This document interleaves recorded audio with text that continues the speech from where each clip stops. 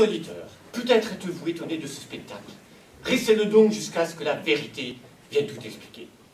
Cet homme est Pyrame, si vous voulez le savoir. Cette belle dame est Thisbé. C'est évident. Cet homme, avec son plâtre et sa chaux, joue le rôle d'un mur. Cet ignoble mur qui séparait nos amants. C'est à travers ces fentes que ces pauvres âmes sont réduites à chuchoter, que nul ne s'en étonne. Cet homme, avec son fagot d'épines, sa lanterne et son chien, joue le rôle du clair de lune. Car si vous voulez le savoir, c'est devant le clair de lune que nos amants ne se font pas scrupule de se rencontrer à la tombe de Nénus pour s'y faire la cour. Cette affreuse bête qui a nos lions, une nuit que la confiante Thisbé a arrivée la première, la fit fuir de peur, ou plutôt d'épouvante. Comme être sauvé, Thisbé laissa tomber son manteau, que le lion souilla de sa dent sanglante. Arrive alors Pyrame, charmant damoiseau, très grand. Il trouve le cadavre du manteau de sa belle. Sur ceux de sa sanglante et coupable lame, il embroche bravement son sein, où le sang bouillonne. Alors Thisbé, qui s'était attardé à l'ombre d'un mûrier, prend l'épée et se tue. Pour tout le reste, le lion, le mur, le clair de lune et les deux amants, nous le raconterons tout au long quand ils seront sur scène. Je me demande si le lion va parler. Oh, rien d'étonnant à cela, monseigneur. Un lion peut bien parler quand il y a tant d'ânes qui parlent.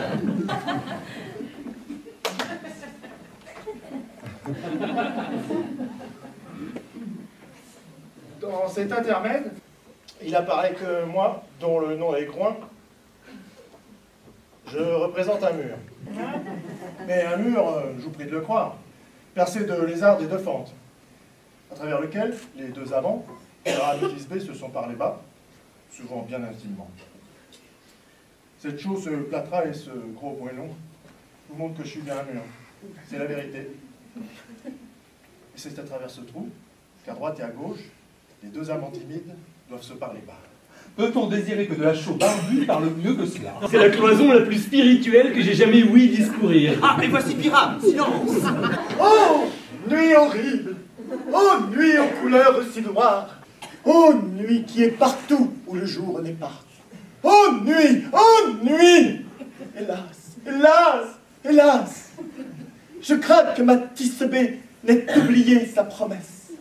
Et toi, ô mur, ô doux, ô aimable mur, qui te dresse entre le jardin de son père et le mien. Ô mur, ô doux, ô aimable mur, montre-moi ta fente, que je hasarde un œil au travers. Merci, ô mur courtois, que Jupiter te protège. Oh, oh, oh, mais que vois-je? Je ne vois pas Thisbé. Oh, méchant mour, pourquoi ne me montres-tu pas mon amour? Maudite soient tes pierres de m'avoir ainsi déçu. Maintenant, c'est au mur, puisqu'il est doué de raison, à répliquer par une malédiction. Non, non, monsieur, ce n'est pas au mur de parler. Après de m'avoir ainsi déçu, vient la réplique de Thisbé. C'est elle qui doit arriver et qui doit parler. Et moi, je vois les pieds au travers de la fente du mur. Regarde, ça se passe comme ça, regarde. Allez voir. Oh mur, que de fois tu m'as entendu gémir de ce que tu me séparais de mon beau Pyrame. Que de fois mes lèvres cerises ont baisé tes pierres cimentées de chaux et de poils. Mais j'aperçois une voix. Courons à la crevasse pour voir si je n'entendrai pas la face de ma Thisbé. Thisbé! Thisbé! Mon amour, c'est toi, je crois, mon amour. Crois ce que tu voudras. Je suis sa grâce, ton amoureux. Ah, toujours fidèle comme lion. Et moi, comme Hélène, jusqu'à ce que le destin me tue. Chapal, la Procrus, ne fut jamais plus fidèle. Autant, Chafal, autant, Chafal, le but de Procrus, autant je te le suis. Viens plutôt m'embrasser au travers de la crevasse de ce vil mur.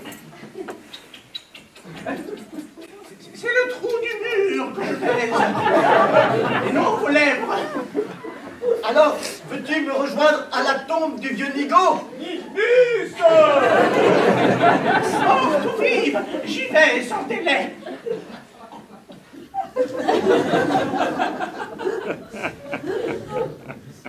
Ainsi, moi, le mur, j'ai rempli mon rôle.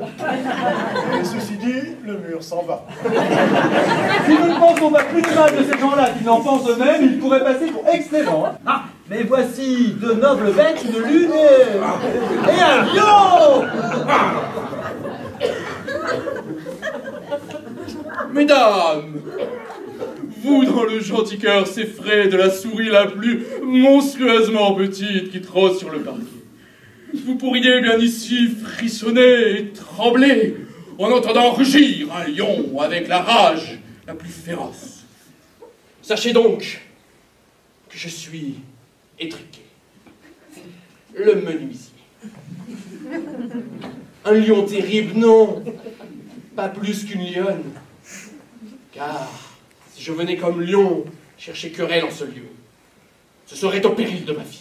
Une bien gentille bête et une noble âme. Oui, la plus gentille âme de bête que j'ai jamais vue, monseigneur. Mais laissons-le et écoutons la lune. Cette lanterne représente la lune et ses cornes. Oh, il aurait dû porter les cornes sur sa tête. Mais ce n'est pas un croissant, c'est une pleine lune où les cornes sont invisibles. Cette lanterne représente la lune et ses cornes. Et moi, je suis censé être l'homme qu'on voit dans la lune. C'est une lame en nuit. Je demande une nouvelle lune. À en juger par son peu de lumière, elle est déjà sur son déclin. Aussi, par courtoisie en toute équité, laissons-lui prendre son temps. Continue, lune. Bon, tout ce que j'ai à vous dire, c'est pour vous déclarer que cette lanterne est ma lanterne, que ce fagot d'épines est mon fagot d'épines, que ce chien est mon chien, et que moi je suis l'homme dans la lune. Oh, eh bien, tout ça devrait être dans la lanterne puisque tout ça est dans la lune. Et silence, voici venir Tisbé. Voici la tombe du vieux Nigo. Où est mon amour? Bien couru, Tisbé! Bien rugi, lion. La lune. Bien griffé, lion!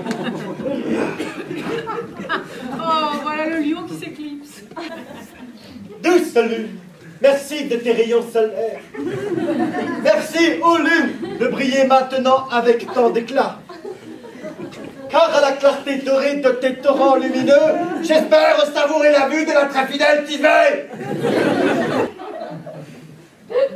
Mais, arrêtons. Oh, douleur. Mais regardons. Oh, triste chevalier.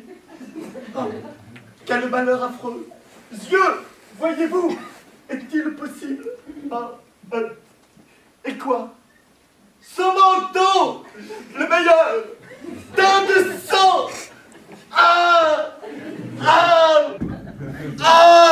Cruelle furie, venez, approchez au parc, tranchez le gros fil de mes jours. Frappez, écrasez, achevez, massacrez-moi. L'émotion causée par la perte d'une amie chère pourrait presque donner l'air triste à un homme. Maudit soit mon cœur si je ne le plains pas. Méchante nature, pourquoi créas-tu le lion? Puisque ce lion infâme a tué ma Tisbé, laquelle est, non, laquelle était la plus belle dame qui ait vécu, aimée d'amour et d'amitié et porté visage. Dehors, épée, et frappe le téton de Pyrame. Oui, ce téton gauche où commande son cœur. Ainsi, je meurs. Ainsi. Oh, ainsi me voilà mort. Ainsi me voilà parti. Et mon âme est dans le ciel. Oh, lune, prends la fuite. Oh, langue, père de ta lumière. Et maintenant, vous voyez un décédé. Qui de Pyram ou de Tismé vaut le mieux? Un fétu ferait pencher la balance. Oh, mais tu l'auras déjà aperçu avec ce que tu dis. Oui, elle va gémir, écoutez. Endormi, mon amour.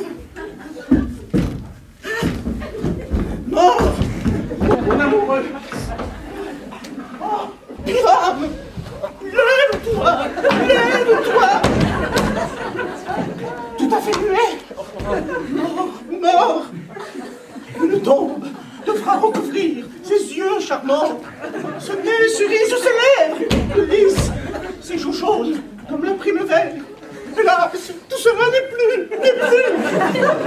La mort gémissait. Ses yeux étaient verts, comme des poireaux. Oh, les passeurs, venez, venez à moi. Avec vos mains pâles, comme le lait, trempez-les dans le sang, puisque vous avez de vos ciseaux, vos fils de soie, plus un mot, ma langue. Ah, mon dupé, viens à moi, l'âme, enfonce-toi dans mon sein. Et ainsi, oui, ainsi, Tisbé, mourut. Ah, adieu, adieu. Ah.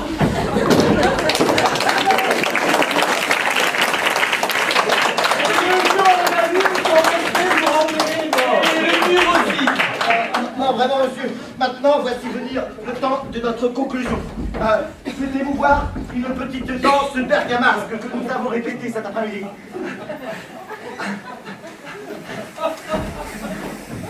Ah, merci mes amis, mais non, pas de danse et pas de conclusion, car votre pièce n'a pas besoin d'apologie. Et quand tous les acteurs sont morts, il n'y a plus personne à blâmer.